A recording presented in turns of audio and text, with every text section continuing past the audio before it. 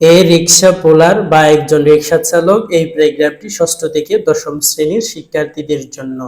শুরু থেকে শেষ পর্যন্ত সুন্দর মতো সাজিয়ে গুছিয়ে লিখতে পারলে 10-এ 10 দিতে যে কোনো শিক্ষক বাধ্য। ভিডিওটি শেষ অবধি দেখার জন্য সবিনয় অনুরোধ করছি। Rickshaw পুলার is a poor day labour who earns his livelihood by pulling rickshaw. Day labour শব্দ অর্থ হচ্ছে দিনমজুর, লাইভহুড শব্দ অর্থ হচ্ছে জীবিকা। একজন রিকশা চালক হচ্ছে দিনমজুর এবং সে রিকশা চালিয়ে জীবিকা উপার্জন করে থাকে। He is a familiar figure in our country. সে আমাদের দেশের অতীব পরিচিত একটি চেহারা। Generally he lives in a slump area. সচরাচর সে একটি বস্তিতে বসবাস করে। এখানে স্লাম শব্দ অর্থ হচ্ছে বস্তি। He carries passengers and goods in his rickshaws from one place to another on payment fare. সে ভাড়ার বিনিময়ে এক স্থান থেকে অন্য স্থানে যাত্রী এবং পণ্য সরবরাহ করে থাকে। পেমেন্ট ফেয়ার শব্দ অর্থ হচ্ছে ভাড়ার বিনিময়ে। Very few rickshaw pullers have their own rickshaws. খুব কম সংখ্যক রিক্সা চালকের নিজস্ব রিক্সা আছে। ভেরি ফিউ শব্দ অর্থ হচ্ছে খুব কম সংখ্যক।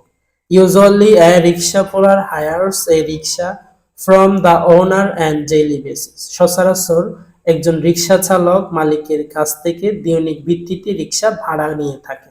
হায়ার শব্দ অর্থ হচ্ছে ভাড়া, ডেইলি বেসিস শব্দ অর্থ হচ্ছে দৈনিক ভিত্তিতে।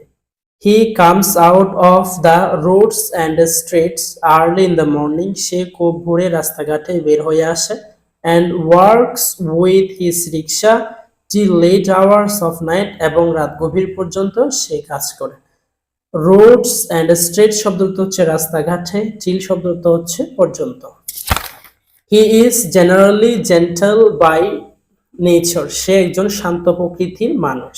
হি has to work in all good and bad weather. তাকে সব ভালো এবং খারাপ আবহাওয়াও কাজ করতে হয়। Sometimes he feels tired but can not take rest.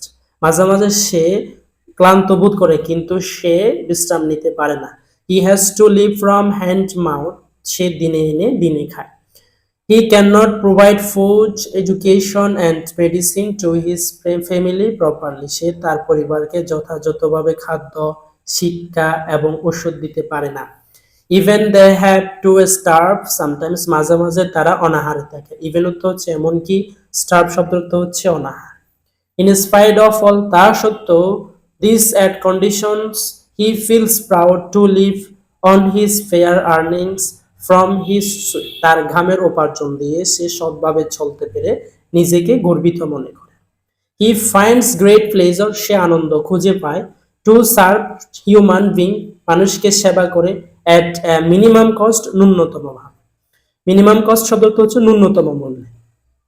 His service is really very great. তার সেবাটি সত্যিকার অর্থে মহৎ। He is friend to all. সে সকলের বন্ধু। তোমাদের প্রয়োজনীয় প্যারাগ্রাফগুলো প্লিজ কমেন্ট বক্সে লিখে দাও। Please subscribe the channel.